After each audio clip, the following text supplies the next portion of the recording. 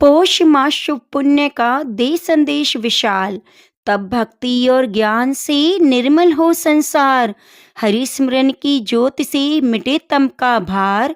पौष कथा की गूंज से जग में हो उजियार। ओम भास्कराय नमः। हरे कृष्णा।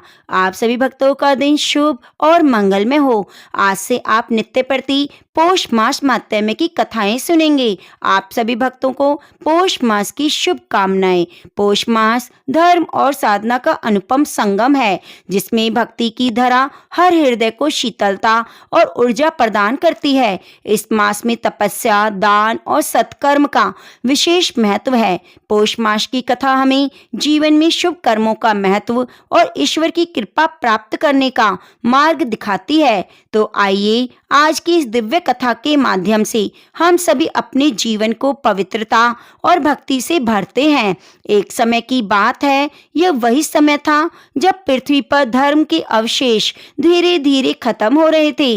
जब कलयुग अपने पांव पसारने लगा, जब मनुष्यों के हृदय में मोह, लोभ, क्रोध, ईर्ष्या और अज्ञान की घटाएं घिर आने लगी, तब कुछ साधक, कुछ महर्षि, कुछ तपस्वी महानुभाव ऐसे थे जिनके जीवन का एकमात्र उद्देश्य समस्त जगत के प्राणियों का कल्याण करना था। उन्हीं महापुरुषों का पुनीत निवास था नैमिषारण्य। नैमिषारण्य वह पवित्र स्थान है जहाँ कदम कदम पर तप की गंध, यज्ञ का तेज, ब्रह्म ज्ञान का प्रकाश और शांति का अपूर्व अनुभव होता था। कहा जाता है कि इस भूमि पर जितना समय व्यतीत होता है, उससे 1000 गुना फल मनुष्य को प्राप्त होता है। यहाँ की मिट्टी में ऋषियों के पद चिन्ह थे। यहाँ की वायु में वैदिक मंत्रों की गूंज थी। यहाँ के वृक्षों की पत्तियों पर भी तपस्या का तेज झलकता था। गोमती नदी का पावन तट अपनी अनंत कलकल ध्वनि से मानो सदैव कहता रहता था, यहाँ आओ हे साधकों, यहाँ आओ। ये पुण्य आत्माएं हैं। यह वह भूमि है जहाँ विष्णु का चक्र स्वयं गिरा था, जहाँ युगों युगों के ऋषियों ने ज्ञान का दीपक जलाया था।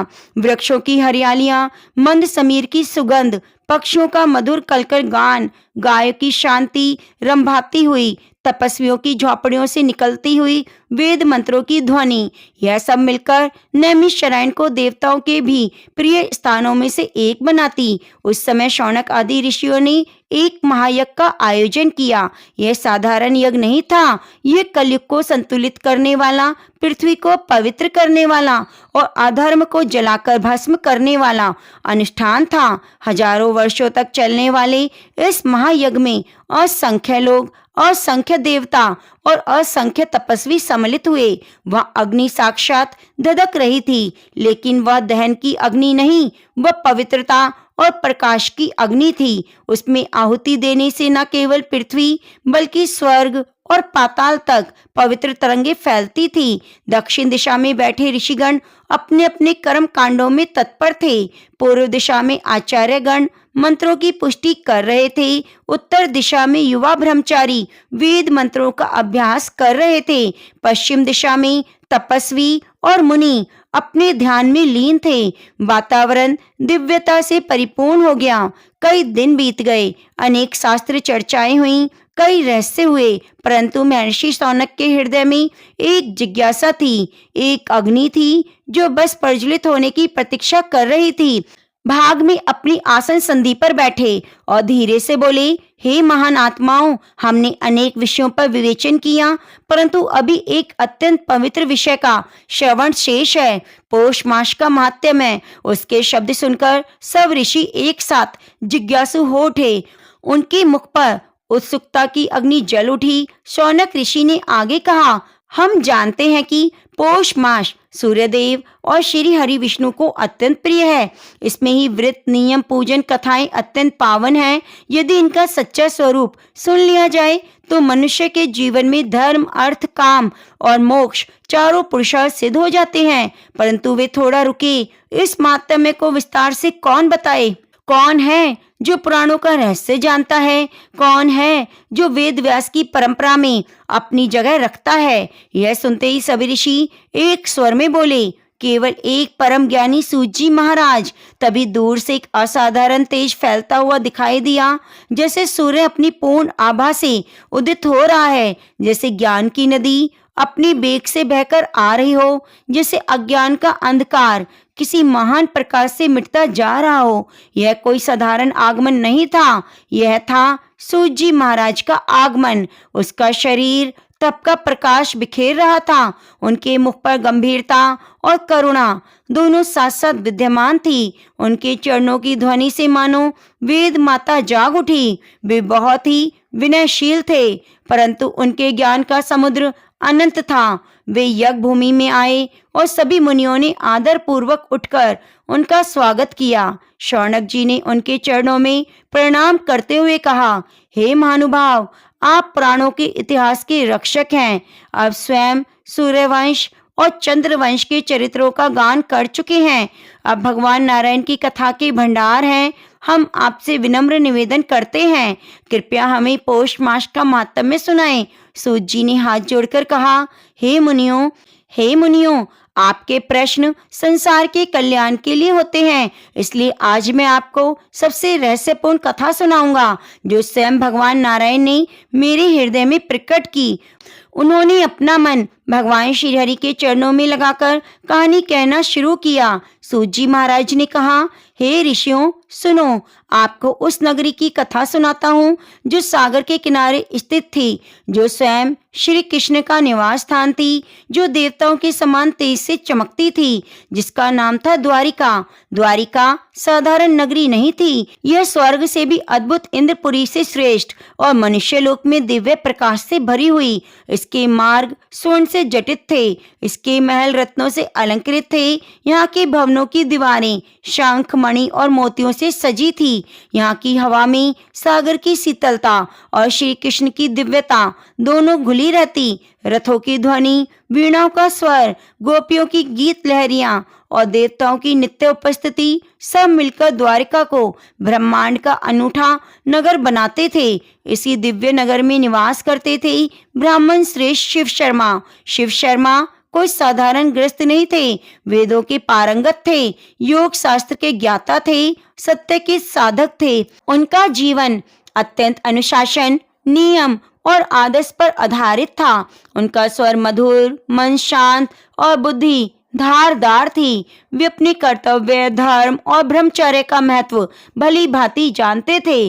द्वारका में उनका नाम सम्मान से लिया जाता। उनकी पत्नी भी अत्यंत धर्मपरायण थी। जिस गृह में दोनों रहते वह गृह मानो तपोवन के समान था। उनके 5 पुत्र थे, यक्ष शर्मा, वेद शर्मा, धर्म शर्मा, विष्णु शर्मा और सोम शर्मा। पांचों अपने नाम के अनुरूप गुणों के संपन्न थे और पांचों पिता की सेवा, माता का आदर, घर का अनुशासन सबका पालन करते। शिव शर्मा को यह देखकर हर्ष होता, लेकिन साथ ही उनके भीतर एक शंका भी उठती, क्या ये पुत्र सच में मेरी आज्ञा का पालन करने वाले हैं? क्या इनमें सच्ची पितृभक्ति है? क्या संसार के दुखों और परीक्षा के समय भी ये सत्य मार्गों पर स्थिर रहेंगे? और तभी उनके हृदय में एक विचार उत्पन्न हुआ, उनकी परीक्षा होनी चाहिए। एक दिन उन्होंने अपनी योग शक्ति का प्रयोग किया और एक मायावी दृश्य निर्मित किया। पुत्रों को ऐसा प्रतीत हुआ कि उनकी माता भयंकर ज्वर से पीड़ित होकर मृत्यु को प्राप्त हो गई है। घर के चारों ओर रुदन का वातावरण बन गया। पुत्रों पर मानो वज्रपात हो गया। वे चीख चीख कर रोने लगे। उनकी आंखों से आंसुओं की धारा बह निकली। वे तुरंत अपने पिता के पास पहुंचे। कांपते हुए, थर्राते हुए विह्वल भाव से बोले, हे तात, हमारी माता देह त्याग कर चली गई, अब हम क्या करेंगे? कृपया हमें आदेश दें। शिव शर्मा ने उनसे बात सुनी। उनके चेहरे पर न रोष था न चिंता, मानो वे संसार के रहस्य को देख रहे हों। वह गंभीर स्वर में बोले, पुत्र, शरीर नश्वर है, आत्मा अमर है। शरीर तो वस्त्र के समान है, पुराना होता है, त्याग दिया जाता है, इसलिए मृत्यु पर शोक नहीं करना चाहिए। पुत्र मौन हो गए। उनके मन में गहरे शब्द उतरे। आगे शिव शर्मा ने कहा, यदि तुम सच में अपनी माता की आत्मा का कल्याण चाहते हो तो शोक मत करो, धर्म का मार्ग ग्रहण करो, और वह मार्ग है पौष मास का पालन। यहीं से कथा का वास्तविक उद्देश्य आरंभ होता है। शिव शर्मा ने कहा, पौष मास सूर्यदेव और श्री हरि को परम प्रिय है। इस मास में किए गए व्रत, दान, स्नान, जप और तप मनुष्यों को कल्पों तक ऊंचे लोकों में उठाते हैं। आगे समझाते गए, इस मास में सूर्य को अर्घ देने से मनुष्य के रोग, शोक और दोष दूर होते हैं। आदित्य हृदय स्तोत्र का पाठ जीवन की दिशा बदल देता है। दान करने से पितरों की पीड़ा शांत होती है और वे उच्च लोक में पहुंच जाते हैं। सबसे महत्वपूर्ण इस मास में की गई साधना माता पिता को सीधा बैकुंठ दे सकती है। इन बातों से पांचों पुत्रों के हृदय को हिला दिया। उनके मन में ज्ञान का प्रकाश उत्पन्न हुआ। उन्होंने एक मत होकर कहा, हे तात, हम आपकी आज्ञा का पालन करेंगे। हम पौष मास का नियम स्वयं व्रत पूर्ण श्रद्धा से करेंगे। द्वारका नगरी के ऊपर उस समय रात्रि का गहन अंधकार छाया हुआ था। समुद्र की लहरों की धीमी धीमी गर्जना, हवाओं की मंद ध्वनि वातावरण को गंभीर बना रही थी। माता के निधन का दुख पांचों पुत्रों के मन में एक तूफान की तरह चल रहा था, परंतु पिता द्वारा दिए गए उपदेश ने उनके हृदय में एक नई दृढ़ता जगा दी। आंगन में दिया धीमे धीमे जल रहा था। गृह के कोने में मायावी शरीर, जो उन्हें माता का प्रतीत हो रहा था, शांत और स्थिर पड़ा हुआ था। किंतु पांचों पुत्रों के हृदय में अब करुणा से अधिक कर्तव्य का बल जाग चुका था। वे एक साथ बैठे, उनके नेत्र लाल थे, पर मन में संकल्प का प्रकाश। यक्ष शर्मा ने कहा, भाइयों, तात की बात अवश्य असत्य नहीं हो सकती। वेद शर्मा ने कहा, जो जन्मा है वे मरेगा, पर आत्मा अमर है। हमारी माता देह से परे है। धर्म शर्मा ने कहा, हमें विलाप नहीं, धर्म का मार्ग अपनाना चाहिए। विष्णु शर्मा ने कहा, पौष मास में सूर्यदेव की पूजा से माता को मोक्ष की प्राप्ति होगी। सबसे छोटा सोम शर्मा बोला, हम सब मिलकर अपने तात की आज्ञा का पालन करेंगे। उस रात उन्होंने पहली बार यह बोध किया कि धर्म, ज्ञान और वैराग्य मनुष्य को मोह से ऊपर उठाता है। अगली सुबह सूर्य की पहली किरण जैसे ही जल पड़ी, समुद्र के हृदय में सुनहरी चमक उठने लगी। आकाश में लालिमाएं फैलने लगी। समय अत्यंत पवित्र था, क्योंकि ये पौष मास का आरंभ था। पांचों पुत्रों ने पवित्र स्नान किया। सीपियों की ध्वनि, शंखनाद, वैदिक मंत्रों की गूंज के मध्य में वे अपने पिता के पास पहुंचे। शिव शर्मा शांत बैठे थे, मानो सब जानते थे। उन्होंने अपनी आंखें खोली और कहा, हे पुत्रों, आज का दिन अत्यंत शुभ है। जो भी व्यक्ति पौष मास के प्रथम दिन श्रद्धा से ध्यान, स्नान, व्रत करता है, उसे देवता, पितर, ऋषिगण भी प्रसन्न होते हैं। फिर उन्होंने पांचों पुत्रों को पौष मास के नियम दिए। प्रातः काल से पहले उठना, शीतल जल से स्नान करना, सूर्य देव को अर्घ देना, आदित्य हृदय स्तोत्र का पाठ करना, अल्प आहार व्रत करना, ब्राह्मण, जीव जंतुओं को दान देना, किसी पर क्रोध, हिंसा, कटुवचन नहीं कहना, दिन भर सत्य, संयम और ब्रह्मचर्य का पालन करना, संध्या के समय दीपदान, रात को भगवान विष्णु का ध्यान और स्तुति। शिव शर्मा ने समझाया, पौष मास तप का प्रायण है। यह शरीर को नहीं, आत्मा को पोषण देता है। पांचों पुत्रों ने एक साथ हाथ जोड़कर कहा, तात, हमें ये सभी नियम स्वीकार हैं। और इस प्रकार उनका दिव्य तप का मार्ग शुरू हो गया। सूर्य देव की ओर मुख करके पांचों पुत्र एक साथ खड़े हुए। समुद्र से निकलती सूर्य की किरणों की लालिमा उनके शरीर पर पड़ रही थी। उनके भीतर एक तेज, एक बल और एक दृढ़ता जाग रही थी। उन्होंने अपने हाथों में जल लिया और कहा, ओम सूर्याय नमः, ओम आदित्याय नमः, ओम भास्कराय नमः। जैसे जल अर्घ सूर्य की किरणों में एक दिव्य चमक प्रकट हुई। पांचों ने अनुभव किया मानो सूर्यदेव स्वयं उनकी ओर मुस्कुरा रहे हैं। सूर्यदेव को अर्घ देना साधारण कर्म नहीं होता। यह मनुष्य को तेज, दीर्घायु, बल, बुद्धि, धर्म प्रदान करता है। उन्होंने उसके बाद आदित्य हृदय स्तोत्र का पाठ किया। उनके स्वर से वातावरण गूंजने लगा।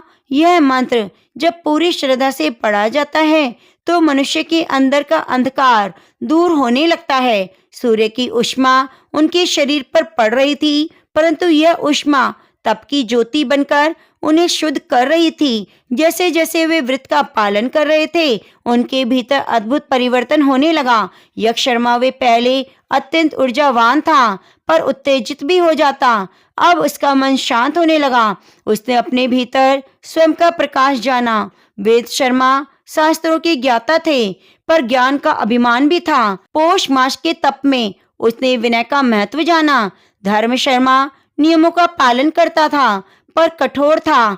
अब उनके मन में करुणा जागने लगी। विष्णु शर्मा पहले भी पूजा में तो निपुण था, पर भीतर विचरण था। अब उसका ध्यान गहरा होने लगा। सोम शर्मा सबसे छोटा, कोमल मन का। इस तप में उसकी बुद्धि प्रखर होने लगी, मन स्थिर हुआ। इन दिनों शिव शर्मा बहुत शांत था। कभी कभी मुस्कुराता, कभी मौन रहता, कभी पुत्रों को स्नेह से देखता, मानो ये न ज्ञात हो रहा था कि यह परीक्षा उनको उच्चतम मार्ग पर ले जाएगी। कई बार पुत्रों ने देखते तो सोचते, माता की मृत्यु के समय तात इतना शांत कैसे? कुछ रहस्य अवश्य है, परंतु वे कुछ पूछते नहीं, क्योंकि पिता ने कहा था, तप में प्रश्न नहीं, केवल पालन होता है। कुछ ही दिनों में पांचों पुत्रों के तप का प्रभाव द्वारका में फैलने लगा। गृह में एक अदृश्य तेज उत्पन्न हुआ। दीपक की लौ पहले से अधिक स्थिर हो गई। वायु में मधुर सुगंध फैलने लगी। रात में दिव्य प्रकाश रेखा ग्रह पर मंडराती हुई दिखाई देती। लोग कहते, शिव शर्मा का पुत्र देव तुल्य बन रहे हैं। उनके घर में तप का तेज लहराता है। पुत्रों को इन बातों पर कोई गर्व नहीं हुआ। उनका उद्देश्य केवल माता की आत्मा का कल्याण था। एक सुबह जब वे अर्घ दे रहे थे, सूर्य की किरणों में अचानक सुनहरी छटा फैल गई। लहरों पर 7 रंग की प्रभा दिखाई देने लगी। समुद्र शांत हो गया, हवा स्थिर हो गई, आकाश में हल्की अनाहत ध्वनि गूंजने लगी। तभी पांचों पुत्रों ने अनुभव किया सूर्य देवता का अदृश्य आशीर्वाद। उनके हृदय में मधुर प्रकाश उतरा, मन पूर्ण शुद्ध हो गया, आंखों में आनंद के आंसू आ गए। उसी क्षण दिव्य प्रेरणा मिली, तुम्हारा मार्ग सही है, तुम्हारी माता मोक्ष के मार्ग पर अग्रसर है। परंतु यह शब्द भारी नहीं थे, उनके चेतन मन में गूंजे। इधर पिता शिव शर्मा सब देख रहे थे। उन्होंने सोचा, अब समय आ गया है अंतिम परीक्षा का। उस रात उन्होंने एक नई मायावी घटना कही। पुत्रों ने देखा, उनकी माता का मायावी शरीर अचानक प्रज्वलित हो गया, मानो स्वयं अग्नि उन्हें अपने भीतर ले रही है। वे भयभीत हो गए, पर यह भय अगले ही क्षण वैराग्य में परिवर्तित हो गया। यक्ष शर्मा ने कहा, यह संसार नश्वर है। वेद शर्मा ने कहा, अग्नि माता को मुक्त कर रही है। धर्म शर्मा ने कहा, हमें तप में डगमगाना नहीं चाहिए। विष्णु शर्मा ने कहा, सूर्य देव हमारी रक्षा करेंगे। सोम शर्मा ने कहा, तात ने जिस मार्ग पर चलने को कहा है वह सत्य है। इसी प्रकार वे विचलित हुए बिना अपना तप जारी रखते गए। शिव शर्मा समझ गए, अब ये पांचों पुत्र सच्चे पितृभक्ति में स्थिर हो चुके हैं। इस प्रकार पौष मास के प्रारंभिक दिनों में पुत्रों ने तप का दृढ़ पालन किया, सूर्यदेव की कृपा प्राप्त की, आंतरिक अनुभव किया और पिता की परीक्षा में सफल होने लगे। इस अध्याय का सार यह था कि धर्म वह है जो दुख में भी मनुष्य को विचलित ना करे। वैराग्य वह है जो मोह के धागों को काट दे।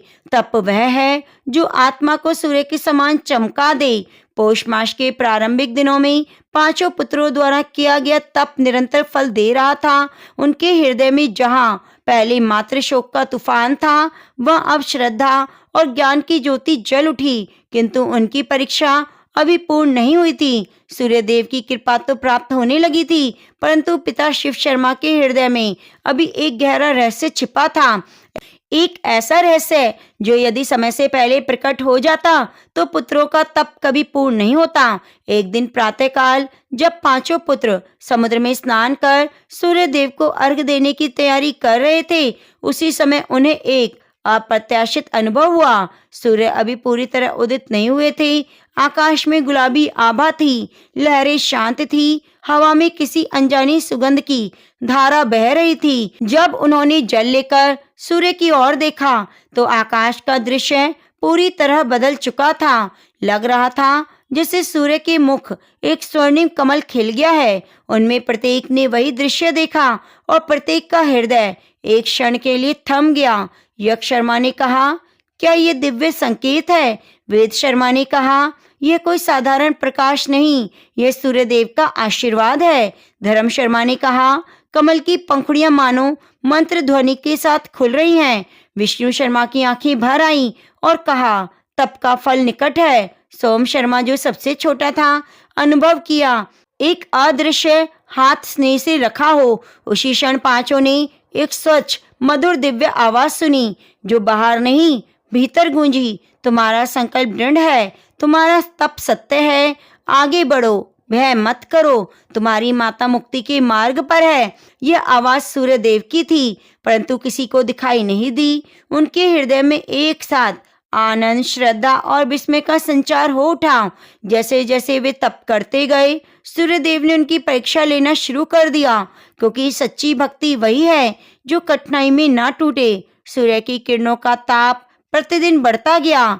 दोपहर में तेज इतना होता कि सामान्य मनुष्य खड़ा ना रह सके, पर पांचों पुत्र व्रत और साधना में अडिग रहे। यक्ष शर्मा के पैर छिल गए, वे शर्मा की आंखों की लालिमा पे छा गए। धर्म शर्मा को कभी कभी चक्कर आने लगे। विष्णु शर्मा के होठ फट गए। सोम शर्मा, जो सबसे छोटा था, सूर्य ताप से कई बार बेहोश हो जाता। लेकिन पांचों ने कहा, यदि सूर्यदेव हमें तप की अग्नि दे रहे हैं तो यह भी आशीर्वाद है। दूसरी परीक्षा मन का विचरण। एक रात जब वे ध्यान में बैठे थे, कभी उन्हें माया की छाया दिखाई देने लगी। कभी ऐसा लगा कोई रो रहा है, कभी कोई बुला रहा है, जैसे कोई माता का स्वर सुनाई दे रहा है, कभी जैसे किसी अज्ञात व्यक्ति ने मन को हिलाया। पर पांचों पुत्रों ने यह समझा, यह परीक्षा है, सत्य नहीं। एक शाम उन्होंने देखा, उनकी माया माता का शरीर जो अग्नि में विलीन हुआ था, वह शरीर फिर से उनके द्वार पर पड़ा है। सोम शर्मा डर गया, कहने लगा, क्या माता फिर से लौट आई? वेद शर्मा ने कहा, नहीं, यह सत्य नहीं। तप जब गहरा होता है तो माया शक्तियां भ्रम उत्पन्न करती हैं। शिव शर्मा दूर से यह सब देख रहे थे। उन्होंने कहा, अब इनका मन दृढ़ हो चुका है। एक रात जब चंद्रमा का प्रकाश शीतल और शांत था, शिव शर्मा ने पांचों पुत्रों को अपने पास बुलाया। उनके पीछे सागर की लहरें थीं, सामने दीपक जल रहे थे, ऊपर आकाश में तारे टिमटिमा रहे थे। और उन्होंने कहा, पुत्रों, संसार को शक्तियों से चलता है, माया और सत्य। माया को सत्य जो समझ लेता है, वह जन्म मरण के चक्कर में फंस जाता है, पर जो सत्य को पहचान लेता है, वह मुक्त हो जाता है। फिर उन्होंने पूछा, जिस माता को तुमने निधन देखा, क्या वे शरीर तुम्हारी माता थी? पांचों ने एक साथ कहा, नहीं तात, माया का शरीर था। शिव शर्मा प्रसन्न हुए। उन्होंने आगे कहा, तुमने तप में जो दिखाई दिया, वही तुमको महानता की ओर ले जाएगा। तब वह है जो मोह को नष्ट कर दे, जो आत्मा को पहचान ले। धर्म वह है जो पिता की आज्ञा का पालन करे। पांचों पुत्र अत्यंत भावुक हो उठे। वे पिता के चरणों में झुक गए। उसी क्षण आकाश में हल्की दिव्य आभा फैल गई, जैसे देवगण इस संवाद को सुन रहे हों। अगली सुबह एक अद्भुत घटना घटी। जब पांचों पुत्र अर्घ देने के लिए सूर्य की ओर देख रहे थे, तभी सूर्य की किरणें अचानक स्वर्ग, लाल, पीत और हरित पांचों रंगों में बदल गई। यह दृश्य पहले कभी देखा नहीं गया था। हवा रुक गई, समुद्र शांत हो गया, आकाश स्थिर हो गया। सूर्य के मध्य से प्रकाश की एक सूक्ष्म रेखा पृथ्वी की ओर उतरने लगी। वे रेखा पांचों पुत्रों के ऊपर आकर रुकी और उनके हृदय में समा गई। उसी क्षण उन्हें दिव्य ध्वनि सुनाई दी, शिव शर्मा के पुत्रों का तुम्हारा तप सफल हुआ। तुम्हारी माता मोक्ष के पथ पर है। जो पुत्र पिता की आज्ञा और धर्म की मर्यादा निभाता है, वह पृथ्वी पर देवताओं के समान हो जाता है। पांचों के नेत्र बंद हो गए, आंसुओं की धारा बह निकली। उन्हें लगा सूर्यदेव का प्रकाश उनके भीतर प्रवेश कर गया।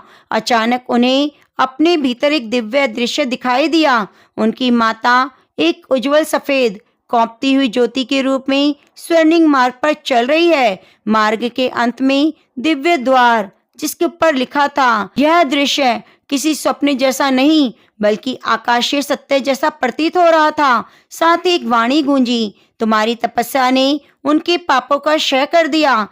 पौष मास के तप ने उन्हें देवयान मार्ग पर भेज दिया। अब वे पुनर्जन्म के बंधन से मुक्त हैं। यक्ष शर्मा फूट फूट कर रोने लगे। वेद शर्मा ने आत्मविभोर होकर हाथ जोड़ लिए। धर्म शर्मा के हृदय में अद्भुत हल्कापन आ गया। विष्णु शर्मा मंत्र गान करने लगे। ओम सोम शर्मा, जो सबसे छोटा था, आंसुओं को रोक नहीं पाया। जब यह अनुभव समाप्त हुआ, पांचों पुत्र दौड़कर अपने पिता के पास आए। बोले, हे तात, हमारी माता को मुक्ति मिल गई। सूर्य देव ने हमें दर्शन दिए, हमें आशीर्वाद मिला। शिव शर्मा मुस्कुराए। उनकी आंखों में गर्व, तप और प्रेम का प्रकाश था। उन्होंने कहा, हाँ पुत्रों, यही कारण था कि मैंने तुम्हारी परीक्षा ली। तप मनुष्य को मोक्ष का मार्ग दिखाता है।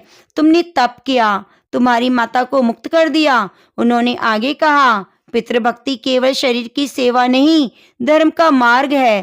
तुम पांचों ने वही किया जो करना चाहिए था। पांचों पुत्र पिता के चरणों में गिर पड़े। वातावरण में एक दिव्य शांत प्रकाश फैल गया।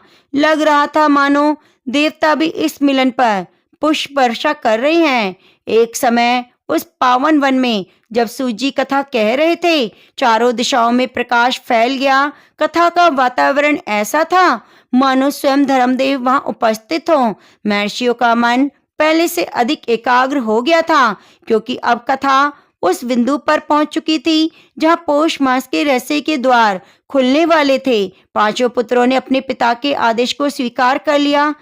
तब शिव शर्मा ने उन्हें अपने समीप बिठाया। उनका मन शांत था, दृष्टि तेजस्वी थी, शरीर से ब्रह्म तेज झलक रहा था, जैसे हजार सूर्य का प्रकाश बादलों से छनकर भी सौम्य दिखाई देता है। वैसे ही उनका स्वर गंभीर होकर भी अत्यंत मधुर था। उन्होंने कहा, हे पुत्रों, संसार में जन्म लेने वाले प्रत्येक जीव का लक्ष्य केवल दो है, आत्मा की शुद्धि, परम पद की प्राप्ति। तुम्हारी माता का शरीर जो पंचभूतों से बना है स्वाभाविक नश्वर है। आत्मा न कभी जन्मती है न मरती है, परंतु जब तक आत्मा कर्म बंधन में बंधी है तब तक उसे संसार में आना पड़ता है। तभी धर्म शर्मा ने पूछा, हे तात, हम अपनी माता के उद्धार के लिए कौन से कर्म करें? शिव शर्मा मुस्कुराए, कहने लगे, हे पुत्रों, वर्ष के सभी मास भगवान को प्यारे हैं, परंतु पौष मास उनके हृदय के समान है। इस मास को सूर्य शक्ति का मास कहा गया है। इसमें मनुष्य को सूर्य उपासना, श्री हरि का ध्यान, ब्रह्मचर्य, दान, तप, शुद्ध भोजन और कीर्तन करना चाहिए। जो मनुष्य पौष मास में प्रतिदिन सूर्य उदय से पूर्व उठकर स्नान करे, भगवान सूर्य को अर्घ दे, उसके पूर्व जन्मों के पाप नष्ट हो जाते हैं। शिव शर्मा ने कहा, सूर्य ही वैदिक धर्म का आधार है। सूर्य ही तेज, ताप, प्रकाश, जीवन, बुद्धि, प्राण सब कुछ उत्पन्न होता है। वेदों में कहा गया है कि सूर्य देव का स्मरण मात्र से रोग नष्ट होते हैं, धन की प्राप्ति होती है, बुद्धि प्रखर होती है और पितरों को तृप्ति मिलती है। यदि तुम लोग पौष मास में अपनी माता के हेतु सूर्यदेव की नियमित पूजा करोगे तो वे तुरंत बैकुंठ को प्राप्त होंगे। तब वेद शर्मा ने कहा, तात, क्या इस मास में कोई विशेष स्तोत्र भी है? शिव शर्मा ने उत्तर दिया, हाँ, आदित्य हृदय स्तोत्र स्वयं रामचंद्र भगवान को अग्नि देव ने युद्ध भूमि में सुनाया था। यह स्तोत्र रोग, शोक, भय, विघ्न, दरिद्रता और शत्रु का नाश करता है। जो मनुष्य पौष मास में प्रतिदिन पाठ करता है, जीवन भर सूर्यदेव की कृपा का पात्र बनता है। पौष मास में कुछ विशेष नियमों का पालन करना चाहिए। अहिंसा, सत्य, ब्रह्मचर्य, कम बोलना, स्वाध्याय, दीपदान, गोदान, भोजन में सरलता, गुस्से पे नियंत्रण। जिनका पालन करता है वह स्वयं सूर्य के तुल्य तेजस्वी बनता है। हे पुत्रों, तुम्हारी माता अपने जीवन में पवित्र थी, परंतु हर आत्मा के कुछ संचित कर्म होते हैं। यदि तुम पौष मास में सूर्य को अर्घ दोगे, दान करोगे, नियमों का पालन करोगे, तो वह अपने कर्म बंधन से मुक्त हो जाएंगी और दिव्य लोक को प्राप्त होंगी। यह सुनकर पांचों पुत्रों ने पिता के चरणों में प्रणाम किया। यक्ष शर्मा ने कहा, हे तात, हम आपकी आज्ञा का पालन करेंगे। वेद शर्मा ने कहा, हम प्रतिदिन सूर्य उपासना करेंगे। धर्म शर्मा ने कहा, हम दान और तप करेंगे। विष्णु शर्मा ने कहा, हम पितृ तर्पण करेंगे। माता के उद्धार हेतु यह मास ब्रह्मचर्य पूर्वक निभाएंगे। सोम शर्मा सबसे छोटा था। उसने आंखों में आंसू लिए कहा, मैं इस मास में आपके बताए अनुसार सभी कार्य करूंगा श्रद्धा से। यह देखकर शिव शर्मा प्रसन्न हुए। उनका हृदय पितृ वात्सल्य से भर गया। अगले दिन ब्रह्म मुहूर्त में 5 पुत्र उठे। आकाश में सितारे अभी मंद चमक में थे। सागर की लहरें द्वारका के शंखनाद से गूंज रही थी। वे सभी अपने पिता के साथ समुद्र तट पर पहुंचे। सूर्य अभी उदित नहीं हुए थे, परंतु स्वर्णिम होने लगे थे। शिव शर्मा ने कहा, आओ पुत्रों, आज मैं तुम्हारे तप, श्रद्धा और भक्ति का आरंभ करता हूँ। आओ पुत्रों, आज से तुम्हारे तप, श्रद्धा और भक्ति का आरंभ होता है। पिता ने उन्हें जल दिया और कहा, सूर्यदेव के उदय होते ही यह अर्घ अर्पित करना और संकल्प करना, पूरा पौष मास तुम अपनी माता के कल्याण के लिए समर्पित करते हो। जैसे सूर्य की पहली किरण समुद्र से उभरी, 5 पुत्रों ने भगवान सूर्य को अर्घ दिया। पूरे द्वारका में स्वर्णिम आभा फैल गई। लहरों पर टूटती किरणें सैकड़ों दीपकों की तरह चमक उठी। 5 पुत्रों ने एक ही स्वर में कहा, ओम सूर्याय नमः। यह थी पौष मास व्रत के अपनी माता के मोक्ष के लिए आरंभ करते हैं। उनकी आवाज में ऐसी श्रद्धा थी कि देवताओं तक ध्वनि पहुंच गई। ओम नमो भगवते वासुदेवाय। जय श्री कृष्ण, राधे राधे। प्रिय भक्तजनों, यह कथा थी पौष मास की महिमा की, जिसमें सूर्यदेव की आराधना करके हम अपने जीवन के अंधकार को, रोग, शोक, दुख, दारिद्र्य को दूर कर सकते हैं। तो प्रिय भक्तजनों, पौष मास माहात्म्य की कथा को सुनने के लिए आप हमारे चैनल को सब्सक्राइब कर लीजिए और बगल में बनी घंटी को दबा लीजिए। और चैनल को सब्सक्राइब करके कमेंट बॉक्स में जय श्री कृष्ण, राधे राधे जरूर लिखिए।